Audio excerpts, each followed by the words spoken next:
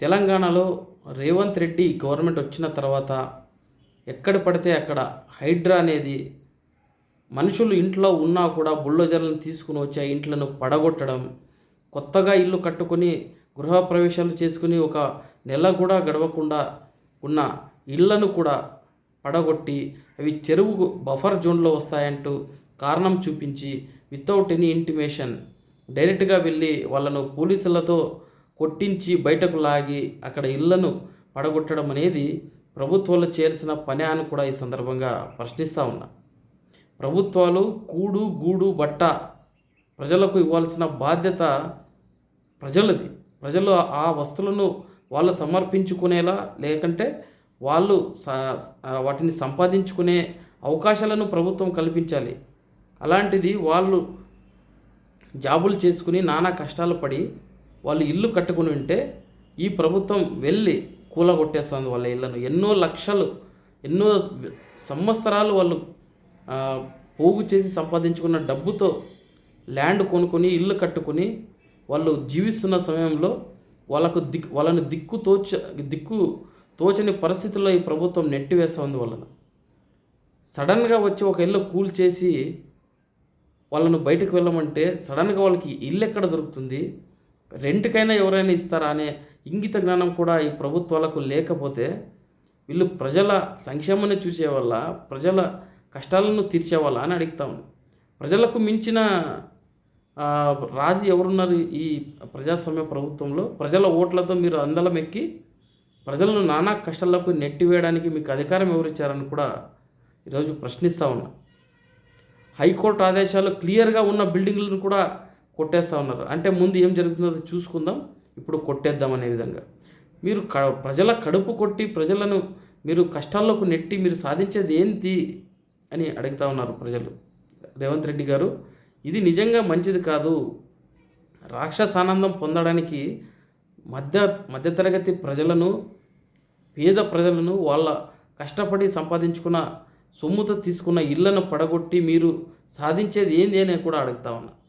మీ అన్నది, మీ కొండల రెడ్డి ఎవరో ఉన్నారు చూడు, మీ అన్న తిరుపతి రెడ్డి, మీ తిరుపతి రెడ్డి అన్నది కూడా బఫర్ జోన్లోనే ఉంది హౌస్. దాన్ని ఇంతవరకు ఎందుకు పడగొట్టలేదని అడుగుతా ఉన్నా నేను. ప్రజలకు ఒక న్యాయం, మీ అన్నకు ఒక న్యాయమా? హైదరాబాద్ ఎంపీ అసలుద్దీన్ ఓవైసీ వాళ్ళ కాలేజ్ కూడా బఫర్ జోన్లోనే ఉంది, మూసీ నది బఫర్ జోన్లోనే ఉంది. దాన్ని ఎందుకు పడగొట్టే దమ్ము లేదు నీకు? ఓకే, అవి అక్రమ కట్టడాలని మీరు అంటా ఉన్నారు. రిజిస్ట్రేషన్ చేసిన వాళ్ళు ఎవరు? గవర్నమెంట్ ఆఫీస్లోని సబ్ రిజిస్టర్ ఆఫీస్, అది గవర్నమెంట్ ఆఫీసే కదా. అప్పుడు తెలుదా రిజిస్ట్రేషన్ అక్కడ? అప్పుడు తెలుదా అది బఫర్ జోన్లోకి వస్తుందని? మళ్ళీ ఇక్కడ గవర్నమెంట్ది కూడా తప్పు ఉంది కదా. అంతేకాకుండా అవి లేఅవుట్లు చేసినప్పుడు దానికి అనుమతులు ఎవరు ఇచ్చేది? లోకల్ అడ్మినిస్ట్రేషన్, డిస్ట్రిక్ట్ అడ్మినిస్ట్రేషన్, వీళ్ళే కదా పర్మిషన్లు ఇచ్చేది వాళ్ళకు లేఅవుట్ క్రియేట్ చేయడానికి.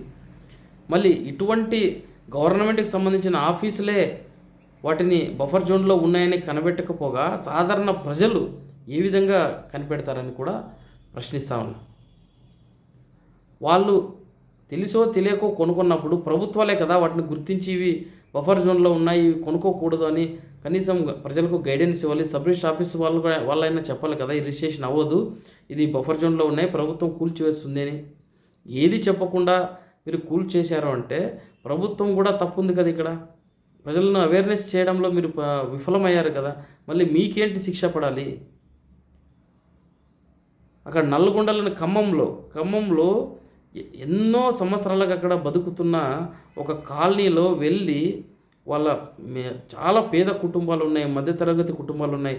అటువంటి ప్రాంతానికి వెళ్ళి అక్కడ వాళ్ళ ఆ అన్నింటిని కూల్చివేసి వాళ్ళు రోడ్డు మీదకి వచ్చేలాగా చేయడం. చిన్న రెండు నెలల పసికందు, 1 year పసికందులు ఉన్నారు, చాలా చిన్న పిల్లలు ఉన్నారు. వాళ్ళందరూ కూడా ఒక చెట్టు కింద ఉయ్యాల వేసుకుని ఆ పిల్లల్ని నిద్రపుచ్చుతుంటే నిజంగా ఇటువంటి సంఘటనలు చూడడానిక ప్రజలు మిమ్మల్ని ఎన్నుకున్నది? ఒకవేళ వాళ్ళు నిజంగా వాళ్ళకి తెలియకుండా ఆ ప్లేస్లను కొనింటే వాటిని క్రమబద్ధీకరణ చేయాల్సిన రెస్పాన్సిబిలిటీ ప్రభుత్వాల పైన కదా ఉండేది. ఇంతవరకు ఏవైనా ప్రభుత్వాలు ఈ విధంగా కూల్చేసాయా? నిజంగా ఇది చాలా దారుణం. తెలంగాణ ప్రజలు మేలుకోవాలి.